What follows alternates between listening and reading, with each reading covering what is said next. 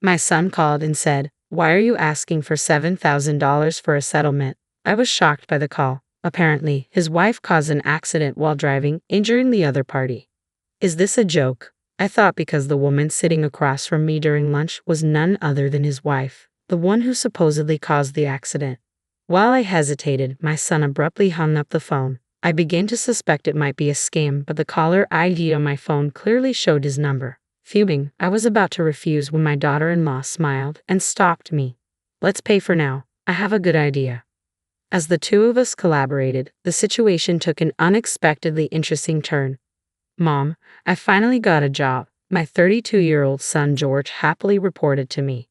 "Oh, that's great," I replied. George had spent a long time as an NEET or part-time worker, and honestly, I had almost given up hope that he'd find a job, so I felt a huge sense of relief. Eventually, he married Olivia, a woman he got close to at work.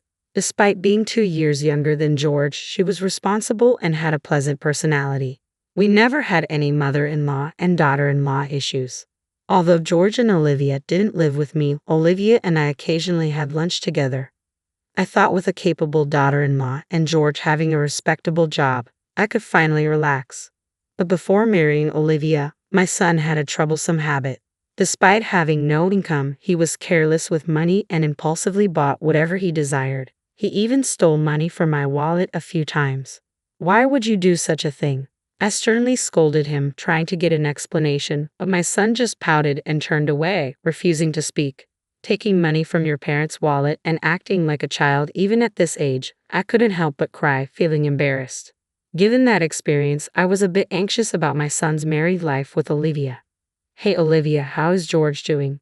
Is he causing you any trouble?" "Oh, not at all," Olivia assured me, flexing her arm as if to emphasize her point. "It seems my son's household is under Olivia's capable management." "Oh, that's a relief. With you, everything will be fine," I sighed, grateful that George had found a good wife.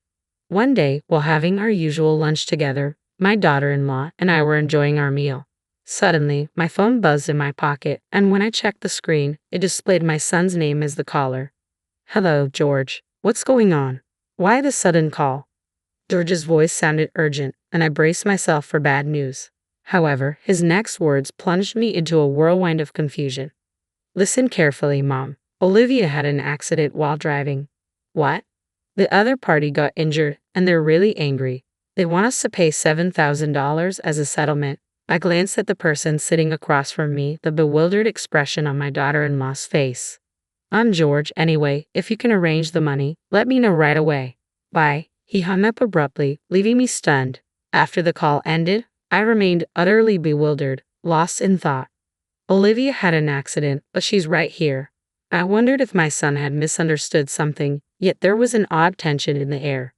"Mom, are you okay?"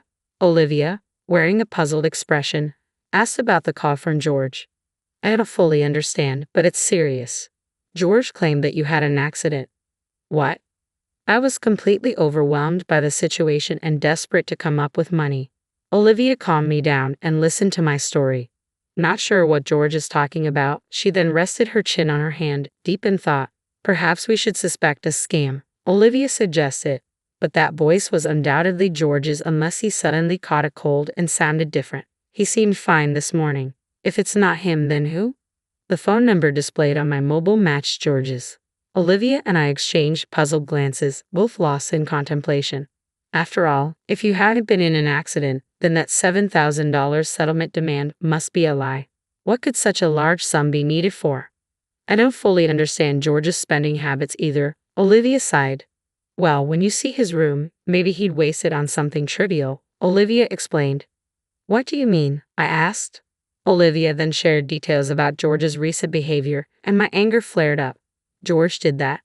Unbelievable. I won't stand for it." I grabbed my phone intending to call George and give him a piece of my mind, but Olivia gently stopped me with a smile.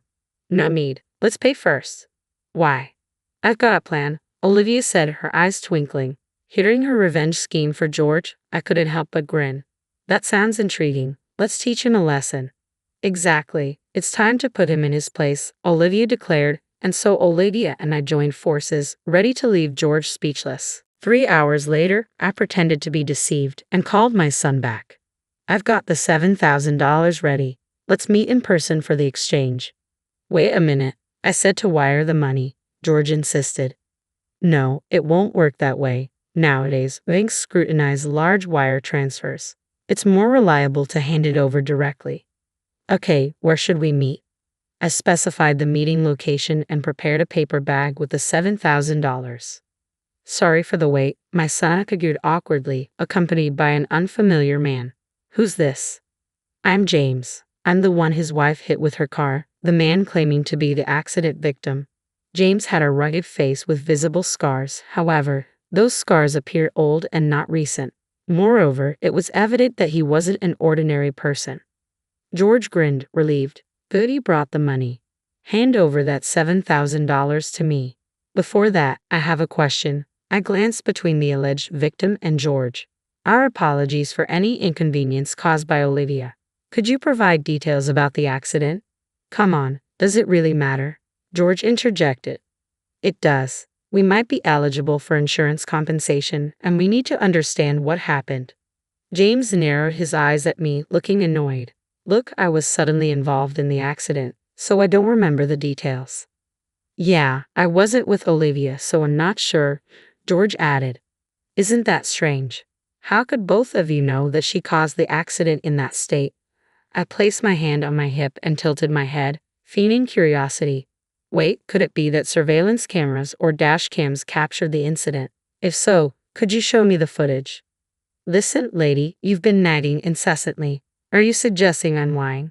The self-proclaimed victim's low voice carried a threatening tone. Although I felt fear, I couldn't back down now.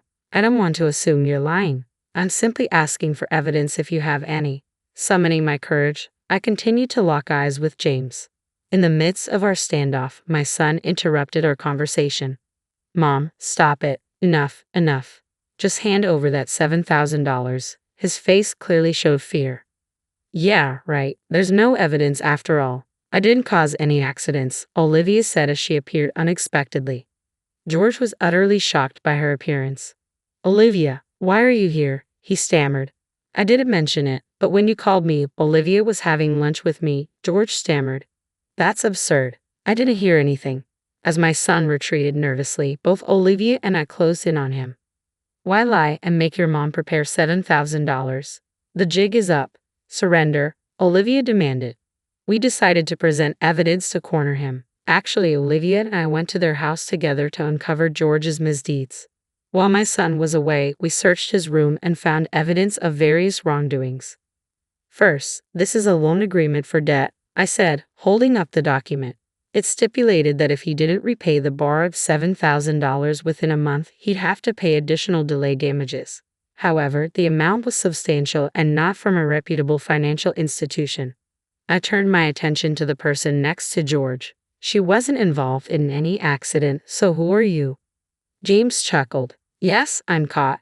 As expected, the man claiming to be the accident victim was actually a debt collector who had lent money to my son. Your son asked for my help in securing the $7,000. Pretending to be the victim seemed like a good idea, but it's clearly not working. While James found it amusing, my son looked apologetic and shrank back nervously. So, you already know why your son borrowed $7,000, right? James continued. Yes. When I saw my son's room, I was speechless. I showed a photo of George's room taken with my smartphone. The room was filled with an overwhelming number of anime character dolls. I searched the price on my phone and was shocked. Figures can be so expensive. Among George's belongings, there were high-priced items exceeding $700. We also found receipts from when he purchased the figures, which served as evidence. As a parent, it's hard for me to say this, but my son is careless with money. His salary is entirely managed by his wife.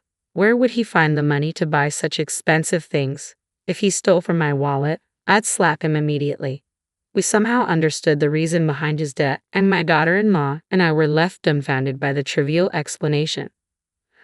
I knew about your hobby, but if it cost this much, I would have stopped you, Olivia said, glaring at our son with a mix of surprise and anger. Well, what else could I do? Figures are like works of art. Once in a lifetime. If you don't buy them at that moment, you might never get such rare items. George tried to justify himself, on the verge of tears. I understand that feeling, so you'll forgive me, right? With that $7,000, I can finally be free from debt. But George, borrowing money from questionable sources and making reckless purchases can lead your life astray, I said, delivering my message as I tossed a paper bag at George. He caught it, and as he checked the contents, his eyes widened in shock. What's this? Just newspaper cut into the shape of bills. I'm not that kind-hearted to prepare $7,000 when I know I'm being deceived. James chimed in, amused. Well, things have taken a turn. So George, isn't this a different story? George, holding the newspaper-made bundle, looked pale and bewildered. Hearing James's voice, he trembled.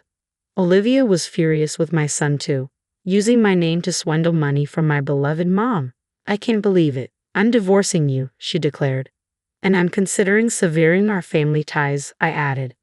George stammered. Wait, both of you. Despite George's tearful pleas, Olivia and I shook off his grasp and left the scene. Behind me, I heard George sobbing while James burst into laughter. Afterward, I advised George to sell all the figures in his room and use that money to repay the debt. He seemed deeply troubled but accepted the advice and managed to raise the $7,000 to pay James back. I decided to sever ties with my son, but before doing so, I offered one last piece of advice. From now on, live an honest life. However, George's collector's instinct persisted, leading him to repeat the cycle of debt and find himself pursued by loan sharks.